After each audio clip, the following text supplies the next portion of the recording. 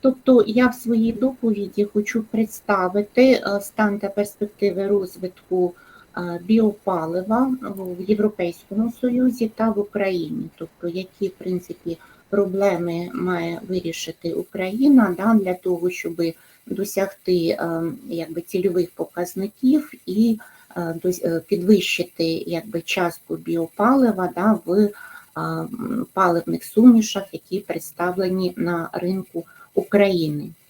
So I would like to present the report in English, status and prospects of the development of motor biofuel production in the EU and Ukraine. So this presentation was prepared by our project team, namely Михайло Барановський, Ірина Корнієнко, Лариса Ястремська, and me, Олена Кузнєцова. So first I would like to present the situation, the state of the production and consumption of biofuels in the EU. I mainly consider two types of liquid biofuels, namely biodiesel and bioethanol. So they are made from biomass. And what is the relevance of such trend, of such production? So the production of biofuels serve as a renewable alternative to fossil fuels in the EU transport sector, helping to reduce greenhouse gas emissions and improve the EU's security of supply. And first of all, I would like to present the regulatory framework of the renewable energy market in the EU. First of all, I would like to present the recent two directives related to the renewable energy, namely Renewable Energy Directive, which is called RED II, and Renewable Energy Directive, which is called RED III. So in 2018, the European Union adopted the second directive, RED II, covering the period of 2021-2030. And it sets a new overall renewable energy target of 32% by 2030 and 14% renewable energy target for the transport sector. But unfortunately, in 2022, Russian aggression occurred against Ukraine, and the European Union stated to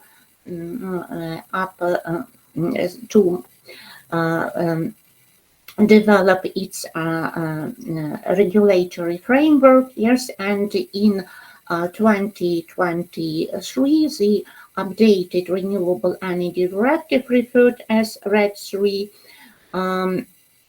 came into the force, and due to such a directive, it was proposed to allow the member states to choose between a target of 14.5% reduction of the greenhouse gas emission intensity or a target of 29% of renewable energy in the transport sector, in addition to a specific sub-target of 5.5% of so-called advanced biofuels by 2030. It sets a new overall renewable energy target of 42.5% by 2030. So nearly half of all energy will be produced from renewable energy sources by 2030. And I would like to pay attention to so-called advanced biofuels. So advanced biofuels may be produced only from a limited list of feedstocks, and these feedstocks are presented in the Annex 9 in RED II directive. So advanced biofuels must be produced from the list presented by Part A. So here we can see the major types of feedstocks.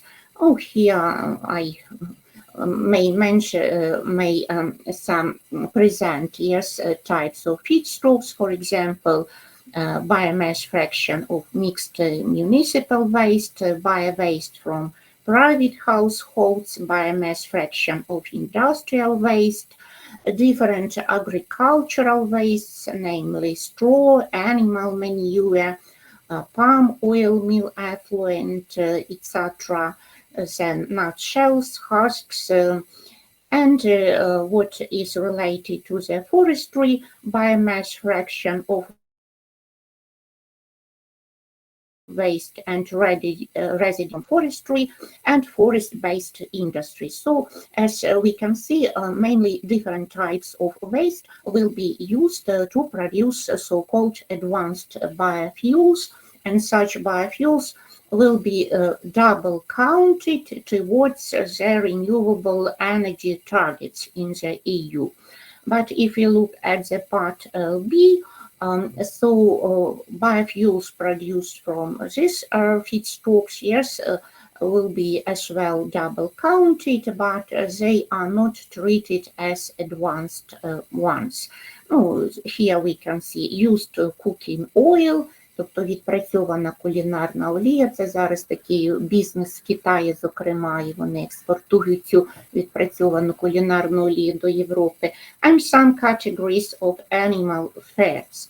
And even if we consider, for example, the caps provided by the Annex 9 of RED 2, there is some cap, yes, for biofuels produced from the feedstocks presented by the Part B. And as well, I would like to pay attention to the environmental issues related to the production of biofuels. For example, in the EU, great attention is paid to sustainability criteria. Namely, the revised Renewable Energy Directive, RED 3, reinforces the sustainability criteria of bioenergy through different provisions, including the negative direct impact that the production of biofuels may have due to indirect land use change. Because, for example, if we increase the production of biofuels, yes, we can, for example, use some, for example, agricultural lands, yes. At the same time, we need to produce food products, yes, feed products, and in such cases, we need to use more and more lands, for example, which different forests, wetlands, peatlands, so such areas with so-called high carbon stock. And to solve this problem, the biofuels which are produced from so-called food feedstocks and feedstocks will be limited in the nearest future. This is called, the process is called indirect land use change. And to address the issue of indirect land use change, the revised directive introduces a new approach by setting limits on high ILUC risk biofuels, bioliquids, and biomass fuels with a significant expansion in land with high carbon stock, for example, palm oil, etc. And as well, if we consider different drivers, yes, for the production of biofuels in the EU, so I would like to mention the so-called blending mandates for biofuels. All countries in the EU had implemented a blending mandate by 2020, but the level of the mandates as well as their design vary significantly between countries. So there are some leaders, there are some outsiders, and at the same time, countries, EU member states, have started to introduce specific national blending mandates for these advanced biofuels. And as a result, yes, of the introduction of this framework, yes, and some mandates and financial support, yes, we can see the steady increase in production and consumption of biofuels in the EU. So in this slide, we can see the production and consumption of biodiesel, the upper two graphs starting from 2015 and ending by 2022, and as well the feedstock trends in the biodiesel production. So here we can see that the consumption of waste-based biodiesel has multiplied by 11 since 2010, making up a third of the overall EU biodiesel consumption in 2022. As well, here we can see changes in biodiesel consumption between 2021 and 2022, and we can see that palm oil biodiesel consumption declined by 27% across the EU due to the introduction of such environmental aspects. And at the same time, there is a surge in the consumption of some specific animal fats, used cooking oils, and other types of waste.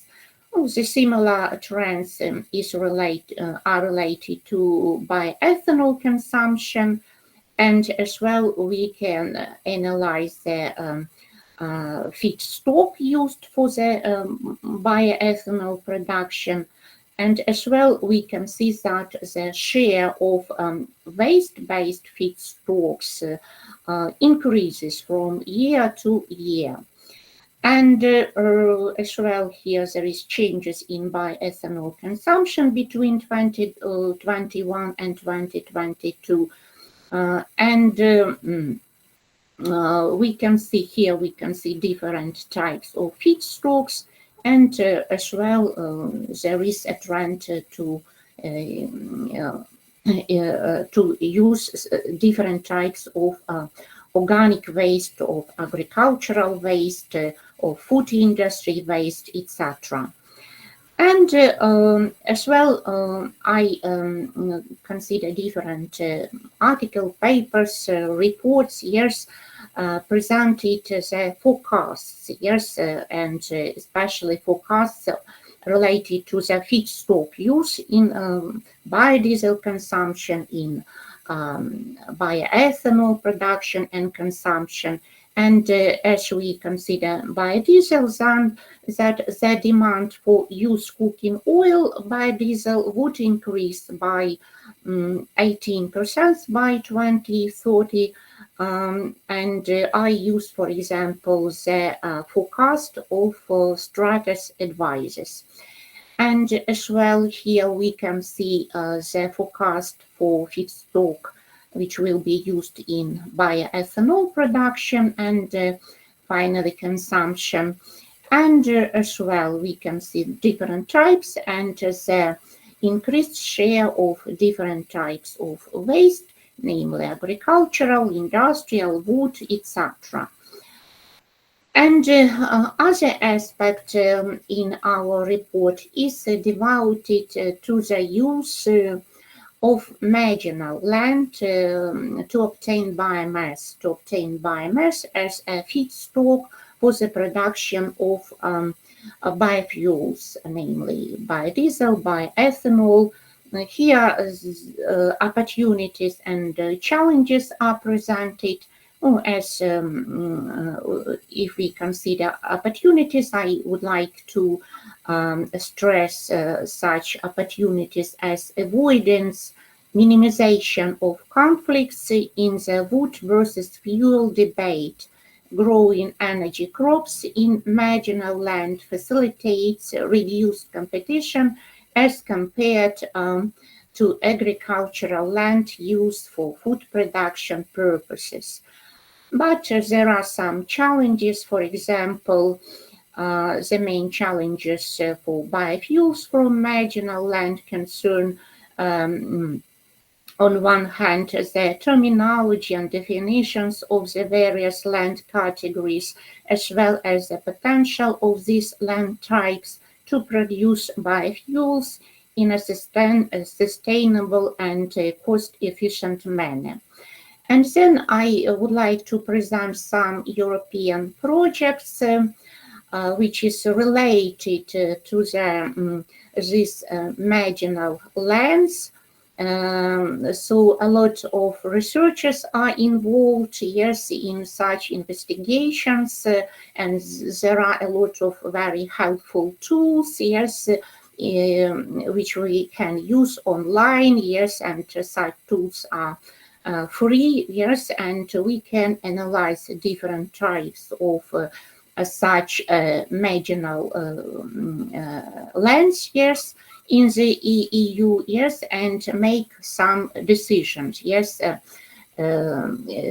about, for example, the use, the potential of the use of such lands, yes, and the possibility of the growing of biomass, yes, for the biofuel production. Or, for example, this is presented one of the projects, so-called BioPlat EU project, developed a free tool using a GIS platform. The overall objective of the project is to promote the market uptake of sustainable bioenergy in Europe using marginal, underutilized and contaminated lands for non-food biomass production through such web platforms. So here you can see this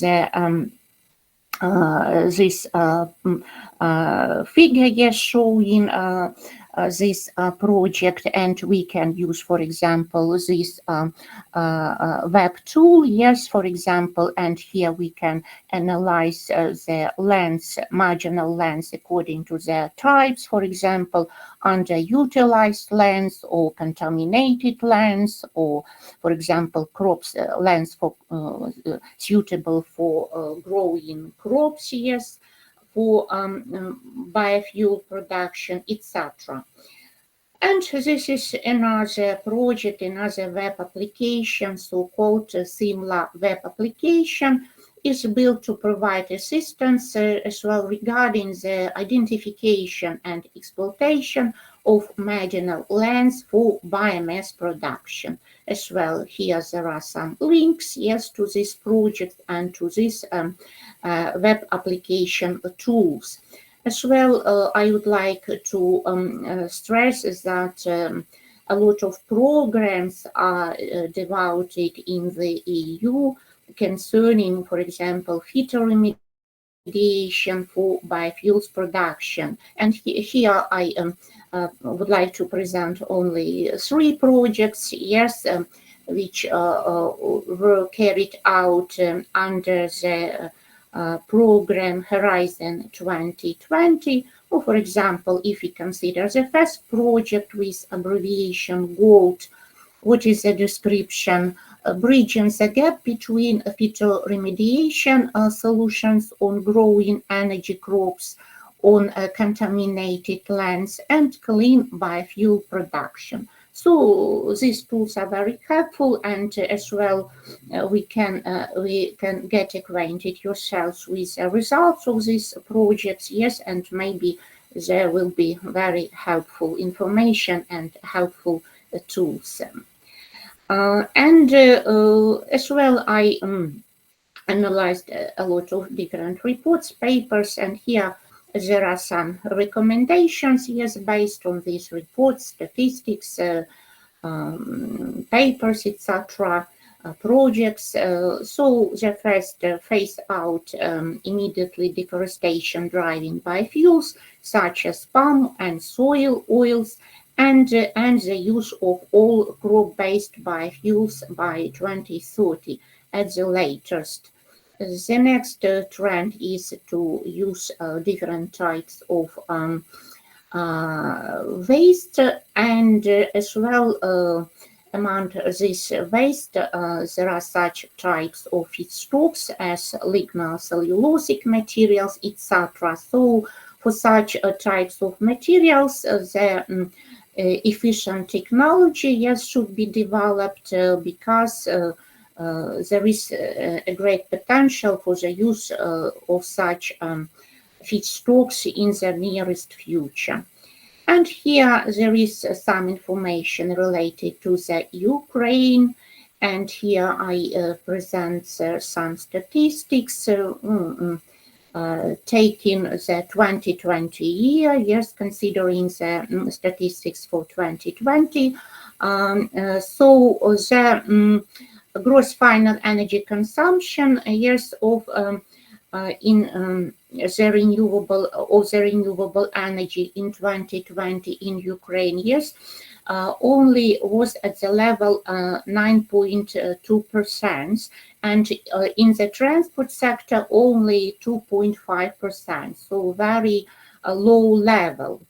But at the same time, there are some targets of in Ukraine, yes, for 2030. So the National Action Plan for the Development of Renewable Energy until 2030 sets an indicative goal of energy consumption from renewable sources in 2030 at the level of 27%, including in the following sectors: electricity 25%, heating and cooling 35%, and transport sector 14%. So we should in Ukraine attain such goals, yes, such targets, but at the same time there is a lot of barriers, and the current situation, it's very difficult.